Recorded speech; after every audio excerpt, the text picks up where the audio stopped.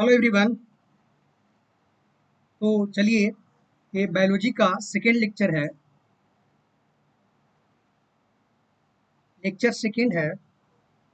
हम लोग बायोलॉजी पढ़ रहे हैं। तो जितना पढ़े हैं हम लोग लेक्चर वन में, उसको थोड़ा सा समराइज कर लेते हैं, है ना। तो बायोलॉजी है क्या? सजीवों का अध्ययन। सजीवों का अध्ययन क्या कहलाता है? बायोलॉजी कहलाता है।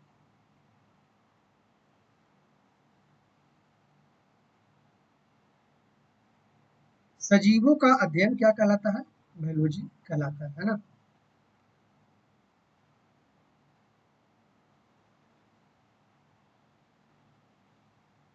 सजीवों का अध्ययन बायोलॉजी यानी जीव विज्ञान कहलाता है। जीव विज्ञान का जनक किसे कहते हैं? तो अरस्तु। किसे कहते हैं? अरस्तु। जीव विज्ञान के दो भागों में बांटा गया है, जूलॉजी और बोटनी, है ना। ये जूलॉजी जो है, इसका भी जनक कौन है? अरस्तु है। और बोटनी का जनक कौन है? तो थियोफ्रेस्टस है। बोटनी में हम लोग पेड़ पौधा का अध्ययन करते हैं। ये सब हम लोग पढ़ लिए, है ना। अच्छा, एक चीज और, जो बायोलॉजी शब्द है, बायोलॉजी शब्द कौन दिया? तो लैमार्क और ट्रेविरेनस। ट्रेविरेनस ये फ्रांस का था।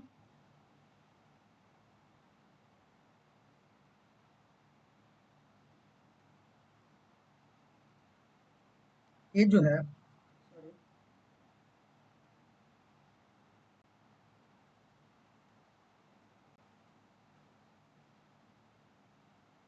लैमार्क कहाँ का है? फ्रांस। और ये जर्मनी का है। तो लैमार्क और ट्रेविडियनस ने बायोलॉजी शब्द दिया।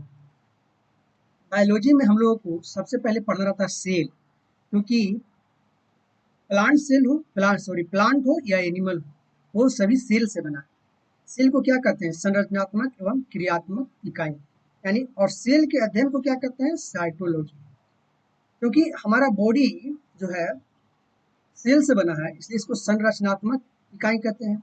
और जो भी काम हो रहा है वो सेल के थ्रू ही हो रहा है ना। तो उसको हम क्या कहते हैं? क्रियात्मक इकाई। जीवन के निर्माण खंड भी कहते हैं क्या? तो कोशिका, है ना। जीवन की मौलिक इकाई भी क्या कहते हैं? किसको कहते हैं? तो कोशिका। कोशिका का खोज कौन किया था? तो 1665 ईस्वी में रॉबर्ट हुक ने किया था। वो भी मृत कोशिका का खोज किया था। कैसा कोशिका का? मृत कोशिका का। कॉर्क में एक पेड़ का छाल में वो देखा कि मधुमक्खी के छत्ता की तरह कुछ दिख रहा है ना। उसको वो क्या बोला? सेल बोला। सेल कैसा शब्द है? लैटिन शब्द है, और इसका अर्थ होता है छोटा रूम। छोटा रूम, इसका अर्थ क्या होता है? छोटा रूम। चलिए आगे चलते हैं।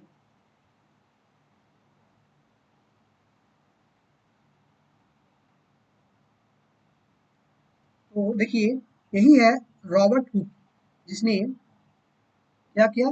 तो मृत सेल का खोज किया था। रॉबर्ट हुक ने ही मृत सेल का खोज किया था। कब? 1665 ईस्वी में, है ना। यानी इसको फादर ऑफ साइकोलॉजी भी कहा जाता है। फादर ऑफ साइकोलॉजी किसको कहते हैं? Robert Hooke. एक और पेड़ का छाल को एकदम पतला महीन काटा गया और उसमें देखा गया, उसी को क्या कहते हैं? कॉर्क, है ना। ये पेड़ का छाल से प्राप्त होता है। लैटिन शब्द है सेल, और इसका अर्थ होता है स्मॉल रूम। जीवित कोशिका का खोज, जो जीवित कोशिका है उसका खोज कौन किया था? तो एंटोनी वॉन लीवेनहॉक ने किया था। कब? 1674 ईस्वी में। इसको फादर ऑफ बैक्टीरियोलॉजी कहते हैं, क्योंकि ये जो सेल खोजा नहीं था, ये बैक्टीरिया का खोजा था। और बैक्टीरिया क्या होता है? एक कोशिकीय जीव होता है, यानी एक वन यूनिसेलुलर होता है। तो यूनिसेलुलर या सेल उसी को कहा जाता है, इसलिए इसको क्या कहा जाता है? बैक्टीरियोलॉजी। एंटोनी वॉन ल्यूमेनहॉक जो है बैक्टीरिया का खोज किया था। केंद्रक का खोज कौन किया था? तो रॉबर्ट ब्राउन। कब? 1831 ईस्वी में। 1831 ईस्वी में रॉबर्ट ब्राउन केंद्रक का खोज किया। ये है रॉबर्ट ब्राउन, है ना। केंद्रक का खोज किया था कब? 1831 ईस्वी में, है ना। केंद्रक जिसको न्यूक्लियस कहते हैं, है ना। जीव द्रव, जीव द्रव प्रोटोप्लाज्म का नामकरण कौन किया था? तो पुरकिंजे किया था। कौन किया था? पुरकिंजे किया था। इस जीव द्रव को जीवन का भौतिक आधार कौन बोला? हेक्सले ने बोला। कौन बोला? हेक्सले। किसको? तो जीव द्रव को क्या बोला? जीवन का भौतिक आधार। पुरकिंजे जीव द्रव का नामकरण किया। कोशिका सिद्धांत कौन दिया? स्लाइडेन और श्वान। कब? 1838 40 में दिया था। और बोला क्या? शरीर कोशिका से बना है। कोशिका शरीर का सबसे छोटी इकाई होती है ना। अच्छा, हम लोग यहाँ समझिए, आज क्लास जो है यहाँ से स्टार्ट हो रहा है। ये सब पहले हम लोग पढ़ चुके थे, जो अभी पढ़े हैं, है ना। सबसे छोटी कोशिका कौन सा होता है? तो माइकोप्लाज्मा। सबसे छोटी, संसार में जो सबसे छोटी कोशिका है वो कौन सा है? माइकोप्लाज्मा है। संसार में सबसे बड़ी कोशिका शुतुरमुर्ग का अंडा। शुतुरमुर्ग का अंडा। सबसे लंबी कोशिका कौन सा है? तो तंत्रिका तंत्र। सबसे लंबी कोशिका जो है वो तंत्रिका तंत्र, है ना, जिसको न्यूरॉन कहते हैं। मानव में सबसे बड़ी कोशिका कौन है? तो अंडाणु। मानव में सबसे बड़ी कोशिका अंडाणु, फीमेल भी कह सकते हैं, मतलब फीमेल। फीमेल में सबसे बड़ी कोशिका अंडाणु। मानव में सबसे छोटी कोशिका कौन सा है? यानी ह्यूमन में, मैन में, मेल में, तो वो है शुक्राणु।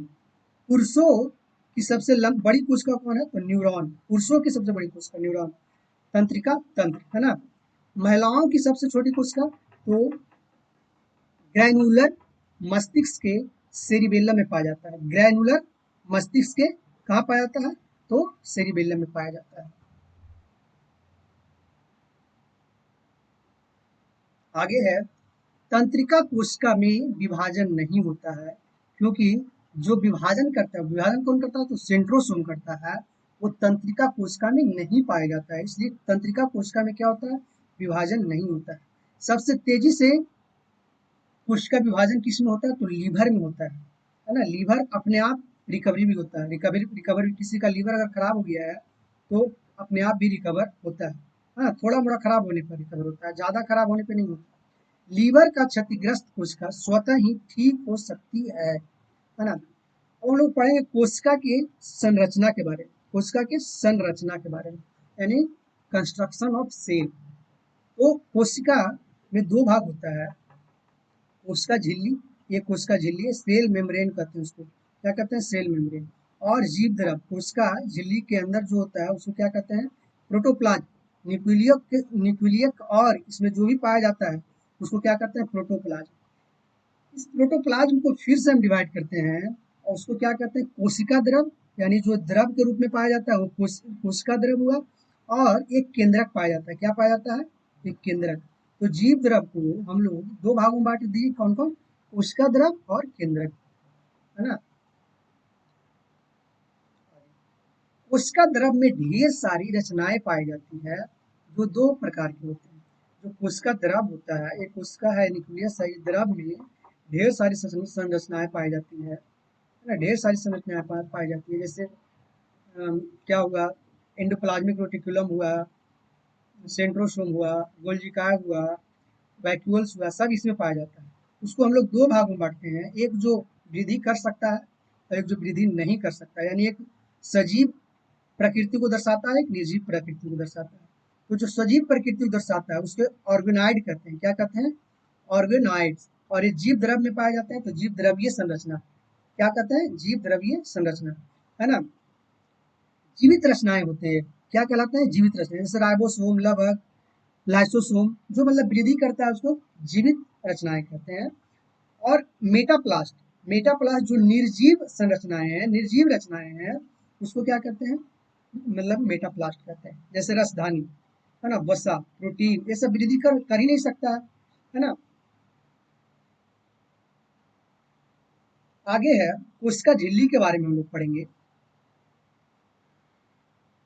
हम लोग कोशिका झिल्ली के बारे में पढ़ते हैं। तो कोशिका झिल्ली कैसी होती है? पतली होती है, जीवित होती है। जीवित होने का मतलब है कि अगर ये फट जाएगा तो ये अपने खुद से रिकवर कर लेता है, ठीक से खुद से ठीक हो जाता है। मुलायम होता है, जीवित होता है, पतली होता है, मुलायम होता है, तथा लचीला होता है। लचीला इसलिए होता है क्योंकि हम लोग बहुत तरह का एक्टिविटी करते हैं। अगर ये हार्ड होता है तो क्या होता है? हम लोग को वो चुभता, इसलिए क्या होता है, लचीला होता है, तो इसलिए हमारा जो मांस होता है ये सब क्या होता है, एकदम सॉफ्ट होता है।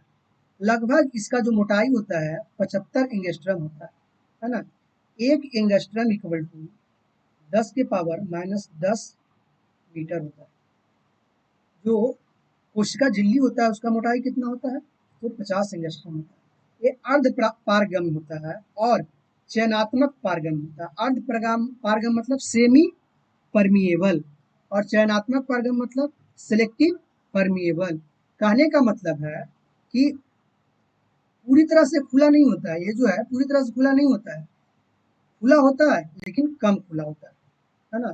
और चयनात्मक परगम मतलब सिलेक्टिव मतलब कुछ ही चीज को अंदर से बाहर आने देता है और बाहर से अंदर जाने देता है। मतलब जो इसके यूज के चीज है उसको अंदर आने देता है और जो इसको जिसको निकालना है ना, इसके लिए वो अवशिष्ट पदार्थ हो गया है, यानी सेल के लिए अवशिष्ट पदार्थ हो गया है, उसको निकालना है तो बस उसी को निकालता है। ऐसा नहीं कि जो भी आए मुंह उठा के उसको अंदर जाने देता है और जो भी आए मुंह उठा के उसको बाहर जाने देता है, ऐसा नहीं। इसीलिए इसको क्या कहते हैं, चयनात्मक पारगम यानी सिलेक्टिव परमिएबल। कोशिका झिल्ली में कुछ कुछ ही पदार्थ कोशिका के अंदर या कोशिका के बाहर आ जा सकते हैं, है ना। कोशिका झिल्ली से जो होता है, कोशिका झिल्ली के द्वारा कुछ ही पदार्थ कोशिका के अंदर और कोशिका के बाहर आ जा सकता है। अभी बताएं, कोशिका झिल्ली किस प्रकार का बना है, इसके लिए दो थ्योरी दिया गया है ना। कोशिका झिल्ली है जो कैसे बना है इसके लिए दो थ्योरी दिया गया। पहला जो है यूनिट मेम्ब्रेन मॉडल और दूसरा जो है fluid mosaic model. Unique membrane model और फ्लूइड मोसेइक मॉडल, है ना। यूनिट मेम्ब्रेन मॉडल जो है वो कौन दिया, रॉबर्टसन दिया था। कब, तो 1959 ईस्वी में, 1959 में रॉबर्टसन यूनिट मेम्ब्रेन मॉडल दिया, है ना। ये बताया कि पहले प्रोटीन का लेयर होता है, फिर लिपिड का लेयर होता है और फिर प्रोटीन का लेयर होता है। यानी जो कोशिका झिल्ली है, कोशिका झिल्ली जो है क्या चीज से बना है, लिपिड और प्रोटीन से बना। लेकिन जो रॉबर्टसन है वो यूनिट मेम्ब्रेन मॉडल में बताया कि जो ए होता है दो झिल्ली प्रोटीन का होता है, यानी ऊपर नीचे, और बीच में क्या चीज का झिल्ली होता है, तो लिपिड का झिल्ली होता है। यानी प्रोटीन का झिल्ली 20 एंगस्ट्रम की मोटी होती है और लिपिड का झिल्ली 35 एंगस्ट्रम मोटी होती है। फ्लूइड मोसोइक मॉडल जो है सिंगर और निकोलसन दिया। कब, तो 1972 ईस्वी में सिंगर और निकोलसन ने फ्लूइड मोसोइक मॉडल दिया।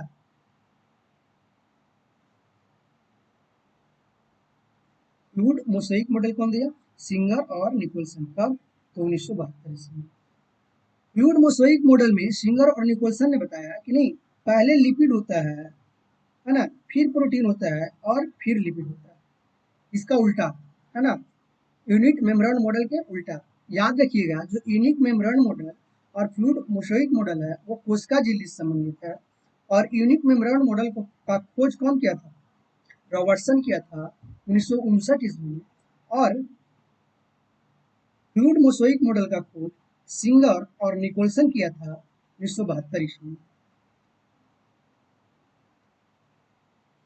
आगे कोशिका झिल्ली का कार्य क्या है, ये किसके लिए बना है, तो ये क्या करता है, यह कोशिका को निश्चित आकृति देता है। यानी निश्चित आकृति मतलब ये एक आकृति में रखे रहता है सभी कोशिकाओं को और एक निश्चित आकृति देता है ना।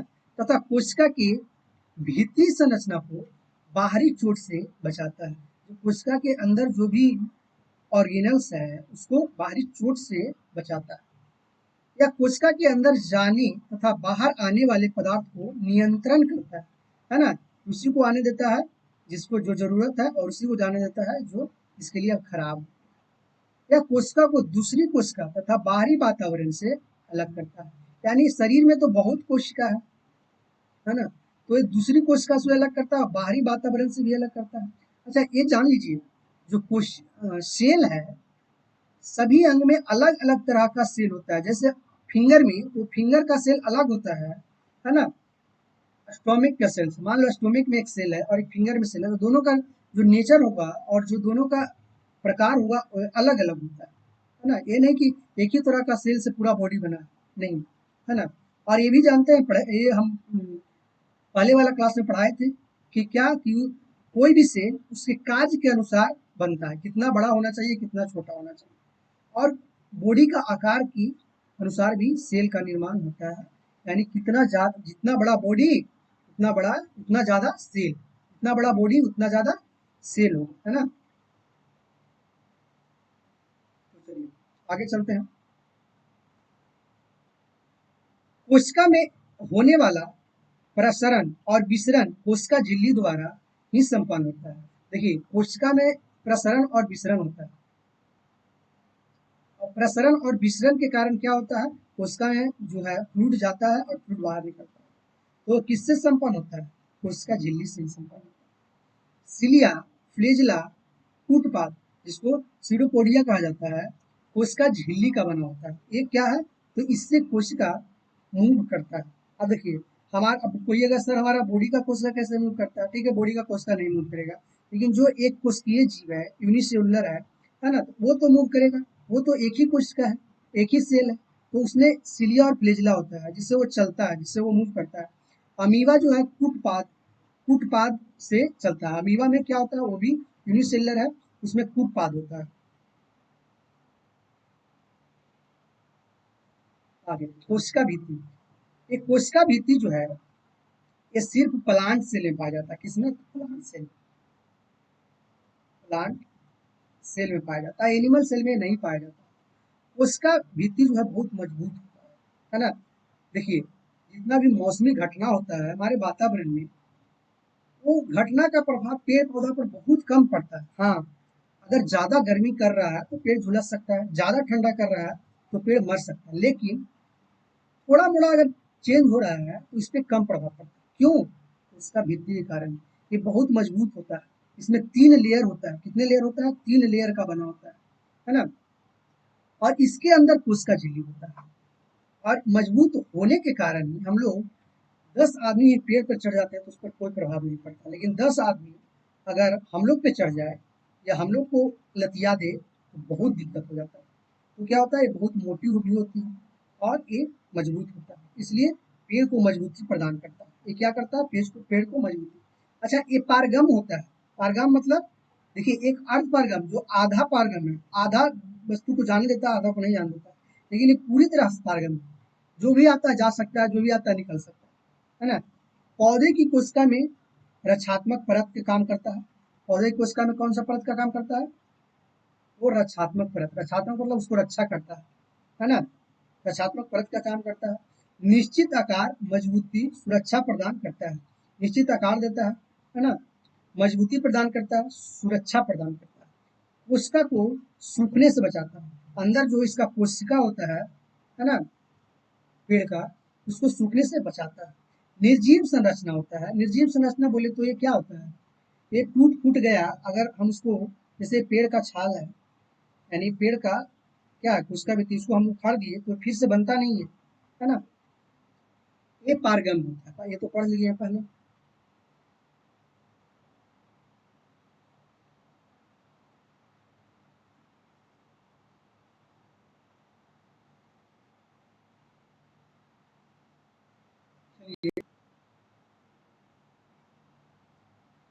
आगे है कोशिका द्रव। कोशिका द्रव जो होता है वो कहाँ पाया जाता है, तो सबसे पहले ये कहाँ पाया जाता है, ये पढ़ना है हम लोग को। तो ये न्यूक्लियस और सेल मेम्ब्रेन के बीच में पाया जाता है। क्या, ये क्या है, तो कोशिका द्रव साइटोप्लाज्म है। क्या है, साइटोप्लाज्म। ये क्या है, न्यूक्लियस है। और ये क्या है, सेल मेम्ब्रेन है, यानी कोशिका झिल्ली है।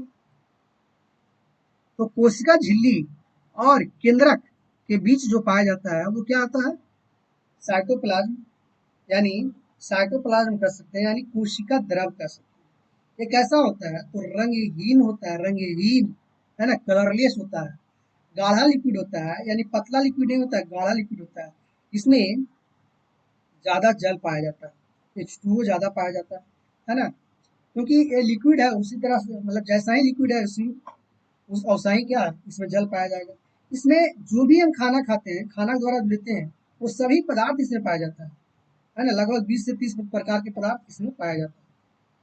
इसी में सभी कोशिकांग पाया जाता है। कोशिकांग मतलब जितना भी कोशिकांग है, जैसे माइटोकॉन्ड्रिया, सेंट्रियोल, एंडोप्लाज्मिक रेटिकुलम, जो भी है वैक्यूल्स, सब इसमें पाया जाता है।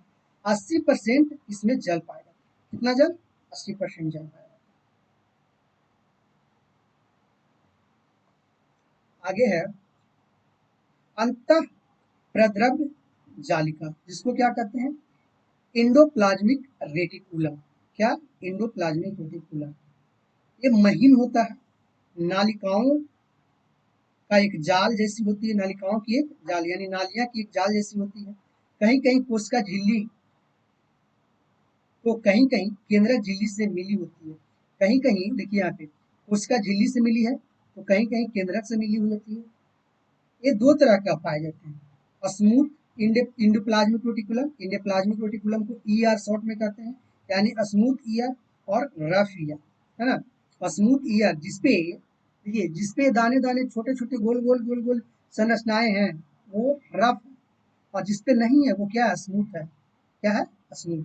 देखिए ये स्मूथ है, लेकिन कभी कभी क्या होता है कि अगर इतना लंबा है, इतना लंबा, तो आधा रफ होता है और आधा क्या हो जाता है?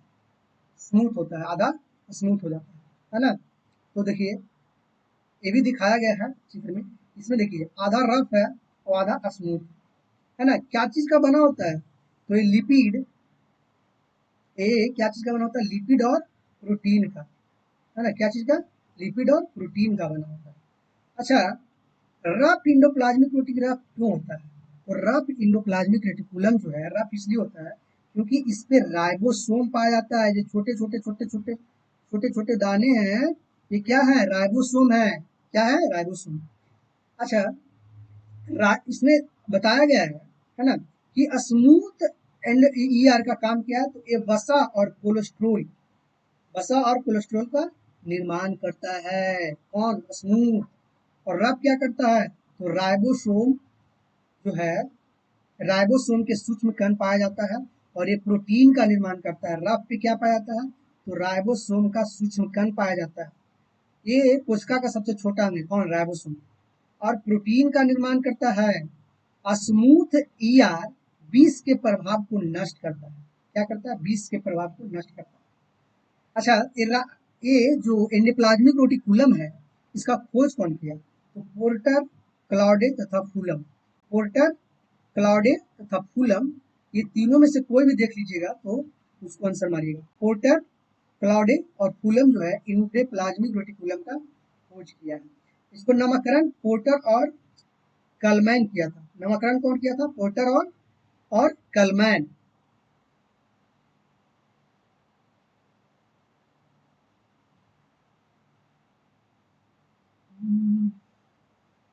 चलिए,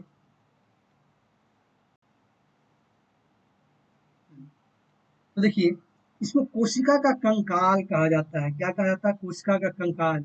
अगर ये सेल है तो ये ऐसे ऐसे ऐसे ऐसे ऐसे ऐसे ये जो है ई आर, ई आर, इसको क्या कहते हैं? कोशिका का कंकाल कहते हैं।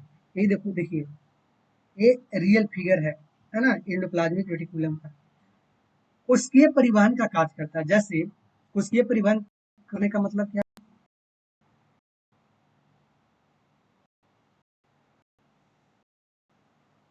थोड़ा सा कंप्यूटर है कर रहा है।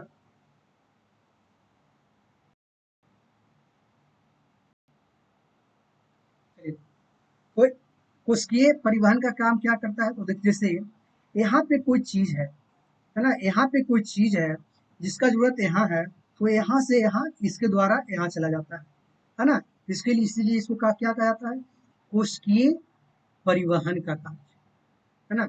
अंतःप्रद्रव जालिका की नली में तरल द्रव भरा रहता है, जिसे यह कोशिका द्रव के विभिन्न हिस्सों में वितरित करता है, बांटता है, बांटने का काम करता है ना।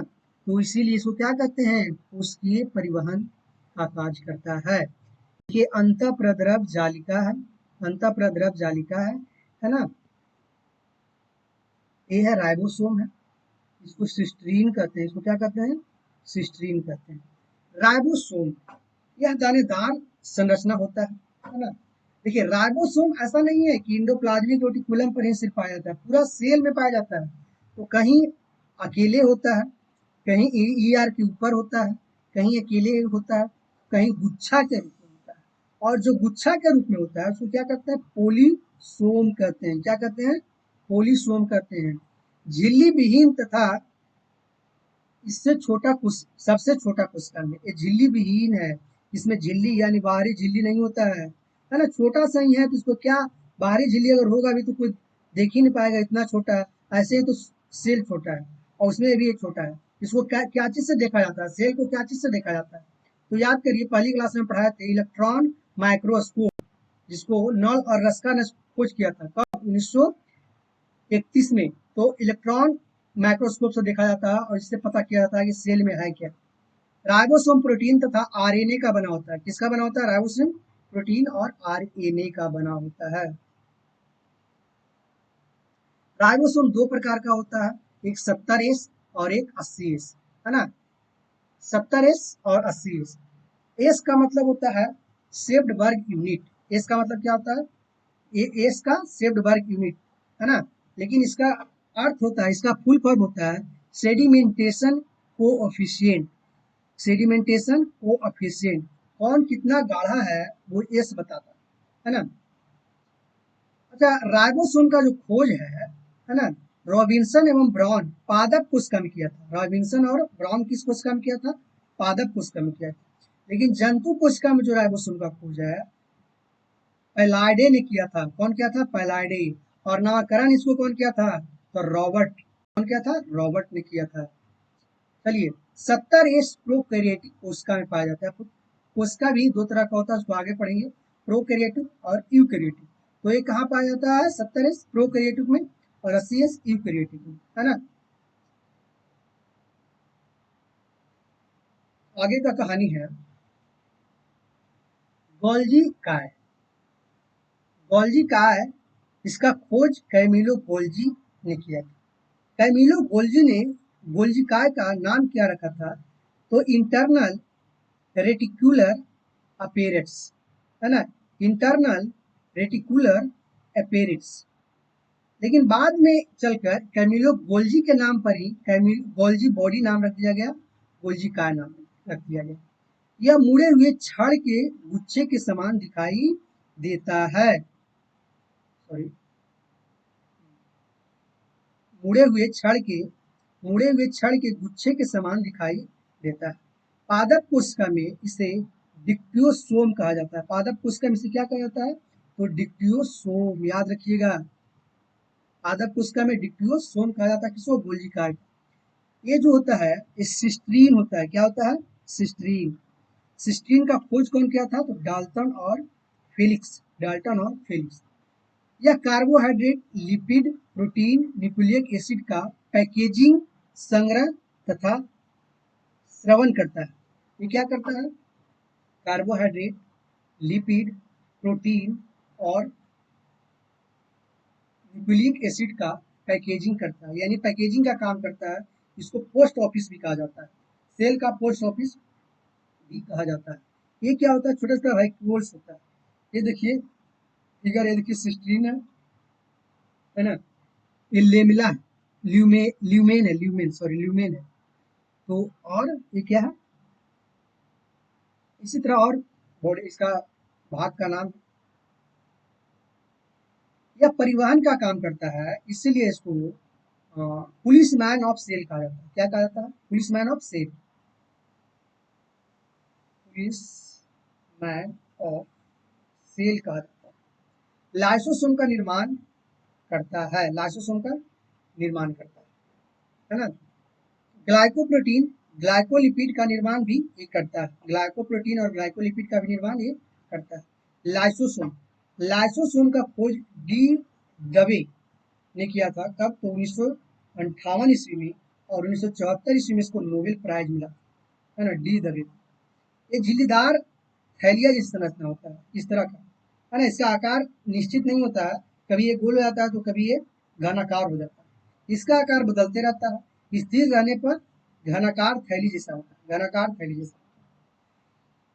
इसमें हर प्रकार का हाइड्रोलाइटिक एंजाइम पाए जाते हैं। हाइड्रोलाइटिक एंजाइम पाए जाते हैं।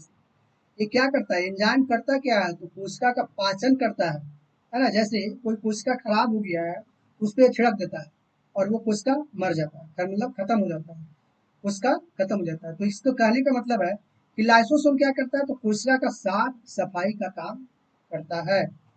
इसका एंजाइम कोशिका को नष्ट कर देता है ना, कोशिका को नष्ट कर देता है। जैसे कोई कोशिका नहीं काम कर रहा है, निष्क्रिय हो गया है, तो इसको कंट्रोल मिलता है मस्तिष्क से कि तुम फट जाओ। फटने के बाद क्या होता है, पूरा कोशिका को खत्म कर देता है। कोशिका को तो खत्म नहीं करता है, अपने आप को भी खत्म कर देता है। क्यों? क्योंकि कोशिका का ही भाग है, तो अपने आप को भी खत्म करेगा। या कभी कभी खुद को भी नष्ट कर देता है ना। लाइसोसोम को आत्महत्या का थैली कहते हैं, एटम बॉम्ब ऑफ सेल कहते हैं। क्या कहते हैं? Atom bomb of cell. Lysosome को एटम बॉम्ब ऑफ सेल कहते हैं, आत्महत्या का थैली कहते हैं, है ना। यह कोशिका को टूटे टूटे भाग को साफ कर देता है। कोशिका को विषाणु जीवाणु सूक्ष्म जीवों के संक्रमण से बचाता है।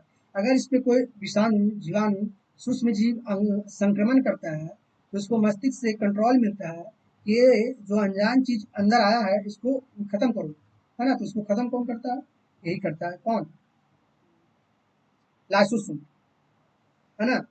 आगे, आरबीसी में लाइसोसोम नहीं पाया जाता है। कहाँ नहीं पाया जाता है? तो आरबीसी में लाइसोसोम जो है नहीं पाया जाता है। इस कारण आरबीसी जब मरता है ना, आरबीसी जब मरता है तो स्प्लीन स्प्लीन में जाकर चला जाता है। इसीलिए आरबीसी का कब्र किसको कहते हैं? तो स्प्लीन का, है ना। पुलिस मैन ऑफ सेल नहीं, traffic policeman of cell कहते हैं इसको, है ना।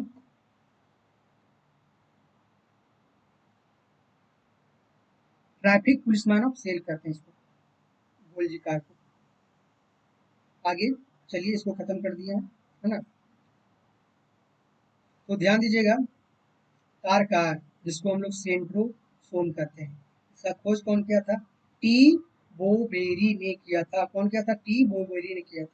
केवल जंतु कोशिका में पाया जाता है, एकमात्र कोशिकांग है जो केवल जंतु कोशिका में पाया जाता है। यह बेलन के आकार का होता है। कैसा होता है? इस तरह का होता है, यहाँ पे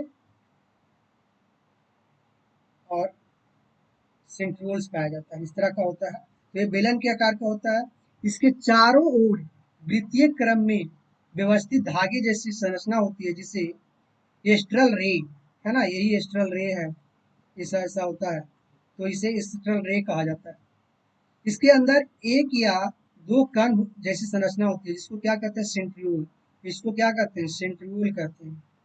यह कोशिका विभाजन में मदद करता है, कोशिका विभाजन में मदद करता है। याद रखिएगा, ये मस्तिष्क की कोशिका यानी तंत्रिका तंत्र में नहीं पाया जाता है, जिस कारण मस्तिष्क में चोट लगने पर वो जल्दी ठीक नहीं होता है, या अगर ज्यादा लग जाता है तो आदमी ही खत्म हो जाता है ना, वो फिर से निर्माण नहीं होता है ना। प्लांट सेल में विभाजन सेल प्लेट के द्वारा होता है, क्योंकि प्लांट सेल में तो ये पाया नहीं जाता है, जंतु सेल में सिर्फ पाया जाता है। और भी जंतु सेल में मस्तिष्क का सेल यानी न्यूरॉन में नहीं पाया जाता है, तंत्रिका तंत्र में नहीं पाया जाता। यह तंत्रिका कोशिका में नहीं पाया जाता है, जिस कारण तंत्रिका कोशिका का विभाजन नहीं होता, है ना। ये देखिए, यही है सेंट्रोसोम। ये क्या है? सेंट्रियोल्स है। और ये क्या है? एस्ट्रल रे है, एस्ट्रल रे, है ना। ये मेन फिगर है जो एनसीईआरटी होता है ना। तो ये है सेंट्रोसोम, ये देखिए सेंट्रोसोम, इसी को निकालकर। माइटोकॉन्ड्रिया बहुत ही वीवीआई कोशिकांग है। जंतु कोशिका में यह सबसे बड़ा कोशिकांग होता है। जंतु कोशिका में सबसे बड़ा कोशिकांग होता है। दोहरी झिल्ली से बनी होती है, यानी एक झिल्ली नहीं होती है, दो झिल्ली होती है। भीतरी झिल्ली में उंगली जैसी संरचना होती है, ऐसे ऐसे ऐसे संरचना होती है, उसको क्या कहते हैं? क्रिस्टी कहते हैं। इसके अंदर मैट्रिक्स भरा होता है, इसके अंदर जो होता है, जो द्रव भरा होता है, उसको मैट्रिक्स क्या कहते हैं? मैट्रिक्स कहते हैं। मैट्रिक्स में ribosome, DNA, RNA, MG, CA यानी मैग्नीशियम, कैल्शियम, आयन तथा कई तरह का एंजाइम पाए जाते हैं, है ना। ऐसा चीज हम लोग को सेल में देखा गया, मिला था देखने के लिए, है ना। कैसा, जिस जैसा इसमें देखा जा रहा है। तो इसको क्या कहते हैं, माइटोकॉन्ड्रिया का सेल ऑफ सेल भी कहते हैं, सेल का सेल भी कहा जाता है माइटोकॉन्ड्रिया का सेल, सॉरी।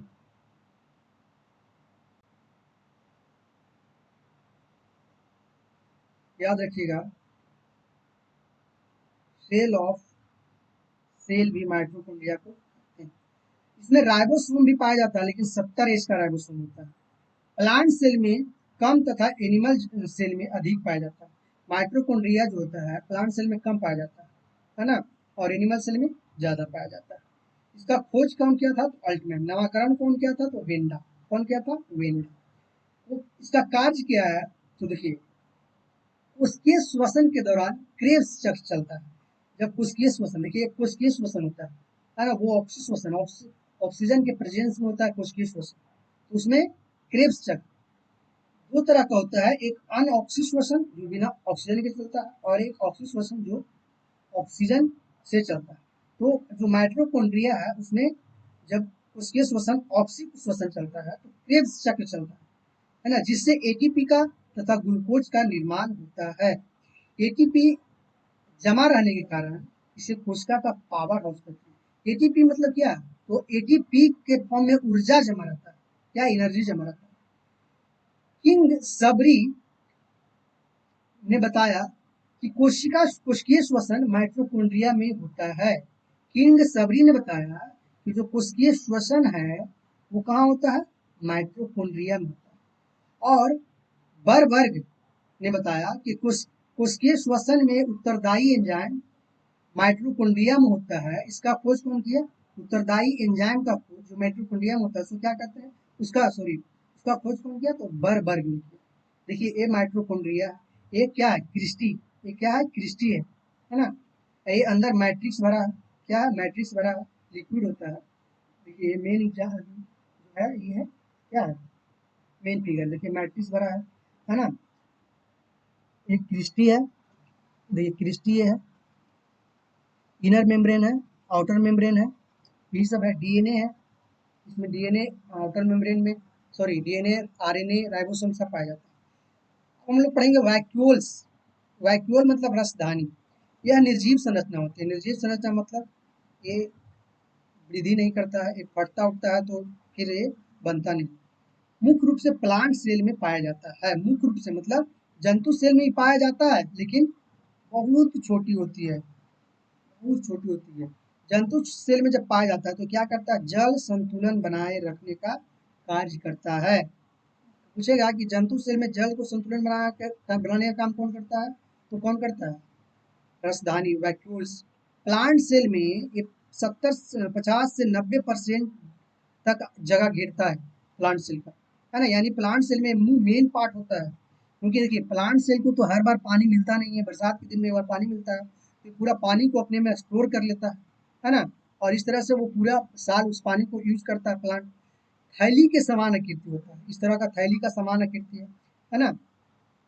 चारों ओर से झिल्ली से घिरी रहती है, झिल्ली से चारों तरफ से घिरी हुई है ना, जिसे टोनोप्लास्ट कहते हैं, है ना। देखो टोनोप्लास्ट कहते हैं, जो झिल्ली है उसको क्या कहते हैं, टोनोप्लास्ट कहते हैं।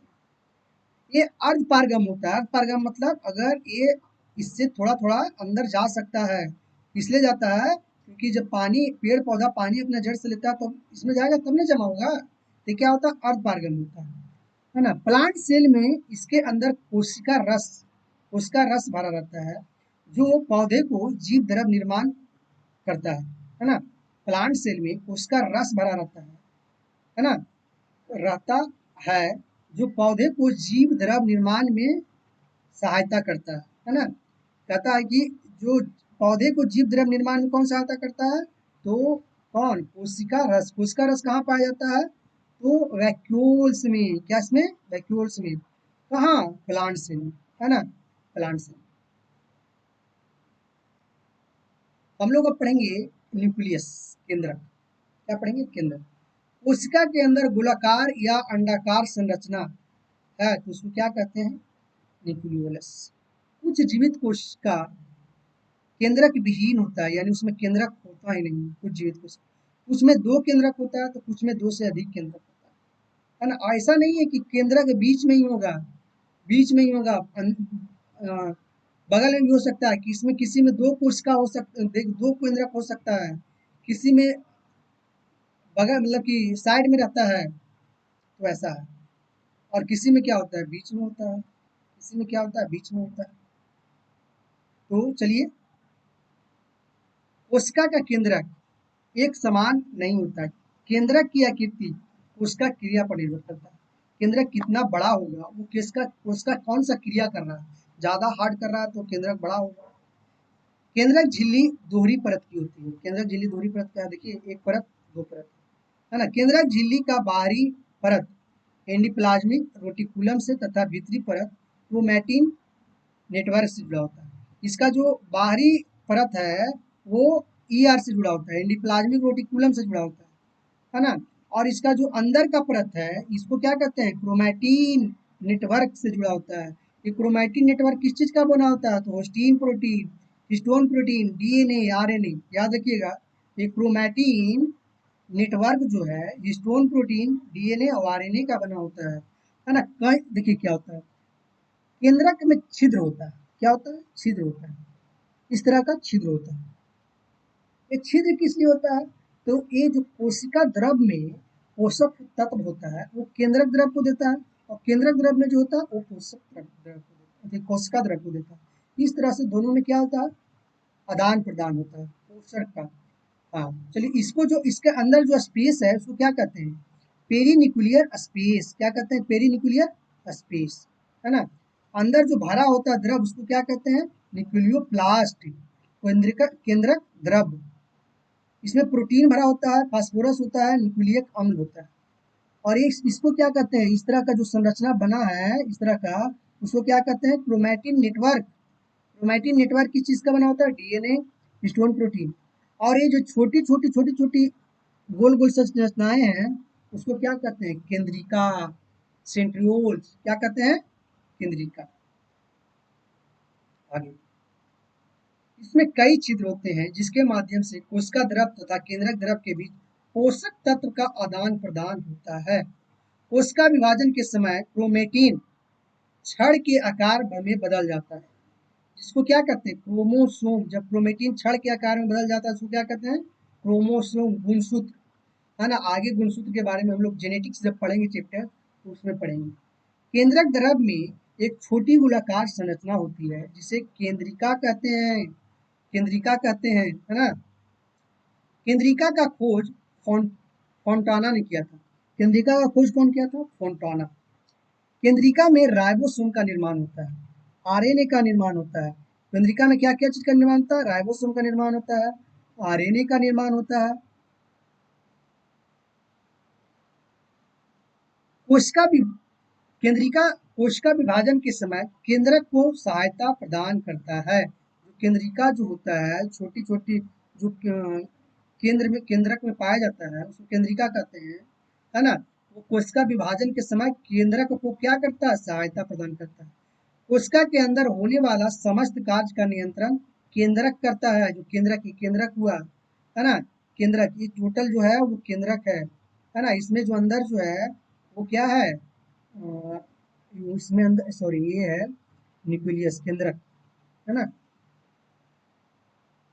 और सेंट्रियोल्स है, इसके अंदर क्या है, सेंट्रियोल्स है। केंद्रक को कोशिका का मस्तिष्क कहते हैं, कंट्रोलर कहते हैं। कोशिका का कंट्रोलर, कोशिका का मस्तिष्क किसको कहते हैं, तो केंद्रक को कहते हैं। ये देखिए एनिमल सेल है, ये क्या हुआ, सेल मेम्ब्रेन, इसके बारे में आपको सेल मेम्ब्रेन कहते हैं। ये क्या हुआ, गोल्जी अपरेटस, बताया था ना। ये छड़ जैसा होता है, टेढ़ा टेढ़ा टेढ़ा टेढ़ा, है ना। इसमें कुछ कुछ वैक्यूल्स भी होता है ना। ये क्या है, सेंट्रोसोम है, जो बेलनाकार होता है, कैसा होता है, बेलनाकार। इसको क्या हिंदी में कहते हैं, तारकार, तारकार। ये क्या होता है, वैक्यूल्स। एनिमल सेल में छोटा छोटा वैक्यूल्स होता है, या तो ना भी होता है तो ये वैक्यूल्स होता है। ये माइट्रोकॉन्ड्रिया होता है, देखिए माइट्रोकॉन्ड्रिया है ना, दोहरी झिल्ली है, और ऐसे ऐसे ऐसे ऐसे ऐसे बना है ना। तो इसको क्या कहते हैं, जो उंगली निमा संरचना है उसको क्या कहते हैं, क्रिस्टी, क्रिस्टी कहते हैं। ये न्यूक्लियस, न्यूक्लियस है, ये बड़ा वाला भाग क्या है, न्यूक्लियस है ना। ये देखिए एंडोप्लाज्मिक रेटिकुलम जो है ये स्मूथ है, ये क्या है, रफ एंडोप्लाज्मिक रेटिकुलम है, रफ एंडोप्लाज्मिक रेटिकुलम है, ये स्मूथ एंडोप्लाज्मिक रेटिकुलम है। इस पर राइबोसोम है, राइबोसोम प्रोटीन का निर्माण करता है, ये क्या करता है, वसा और लिपिड यानी कोलेस्ट्रॉल का निर्माण करता है ना। न्यूक्लियर मेम्ब्रेन है, यानी बाहर का जो झिल्ली है न्यूक्लियर मेम्ब्रेन कहते हैं, है ना। अंदर जो है न्यूक्लियस, मतलब न्यूक्लियस न्यूक्लियस का भी न्यूक्लियोलस कहते हैं। ये है लाइसोसोम, लाइसोसोम इसमें क्या हाइड्रोलिटिक एंजाइम पाया जाता है जो कोशिका को नष्ट करता है, कोशिका को पचा देता है, निष्क्रिय कोशिका उसको खत्म कर देता है, अपने आप को भी खत्म कर देता है, इसलिए इसको क्या कहते हैं, आत्महत्या की थैली कहते हैं, है ना। चलिए, और ये साइटोप्लाज्म, इसके अंदर जो सब कोशिका द्रव भरा हुआ होता है। तो हम लोग प्लांट सेल को देख लेते हैं।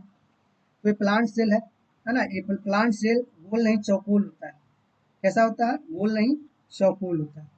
तो देखिए इसमें एक तो सेल वाल है, बाहर वाला सेल वाल है, सेल मेम्ब्रेन है, राइबोसोम है, छोटा छोटा छोटा छोटा पाया जाता है वो राइबोसोम होता है, सबसे छोटा यही होता है कोशिका। ये बड़ा वाला वैक्यूल्स है, देख रहे हैं कितना बड़ा है, लगभग कभी कभी 50 से 90% हो जाता है। जब बारिश के दिन में जब यह पेड़ कोई पानी में है तो उसमें जो वैक्यूल्स होता है 90% तक हो जाता है। ये वैक्यूल्स है। ये क्या है, तो क्लोरोप्लास्ट है ना, ये क्या है, क्लोरोप्लास्ट है। आगे एक गोल्जी व्हीकल्स है, गोल्जी काय है जो छड़ जैसा संरचना है ना, गोल्जी apparatus है ना। ये क्या है, माइटोकॉन्ड्रिया है, पेड़ का माइटोकॉन्ड्रिया है। ये रफ एंडोप्लाज्मिक रेटिकुलम है, ये स्मूथ, ये क्या है, न्यूक्लियस है। ये क्या है, न्यूक्लियोलस, न्यूक्लियस के अंदर जो होता है उसको न्यूक्लियोलस कहते हैं, सेंट्रियोल्स भी कहते हैं, है ना। ये क्या होता है, स्मूथ एंडोप्लाज्मिक रेटिकुलम है। ये है पेरिक्सोसोम, ये जो पेरिक्सोसोम इसको कहते हैं, इसका किनारे को एंडोप्लाज्मिक रेटिकुलम किनारे को। और ये क्या है, एन, एनी एनी एनी एनिलोप्लास्ट, एनिलोप्लास्ट है। साइटोप्लास्ट ये है, इसके अंदर जो है वैक्यूल्स के अंदर सॉरी ये साइटोप्लास्ट है ना। ये कोशिका द्रव है, क्या है, कोशिका द्रव। ये क्या है, तो ये है रैप हैंड क्रिस्टल। ये क्या है, तो ड्यूरस क्रिस्टल। ये सभी को नहीं पढ़ना है, इन्हें खोज होती रहती है सेल में। तो चलिए आज इतना ही, आप लोगों को पढ़िए अच्छा से, पूरा वीडियो को देखिए और चैनल को सब्सक्राइब करिए, लाइक करिए, शेयर करिए। और जो कमी रह गया है, जो कमी है ना, अगर आपको समझ में नहीं आता है या राइटिंग समझ में नहीं आता है या आवाज़ सही नहीं जा रहा है तो वो कमेंट में लिखिए कि आवाज़ नहीं सही जा रहा है, राइटिंग नहीं है। और वीडियो को देखने के लिए ज़्यादा नहीं कुछ, थैंक यू।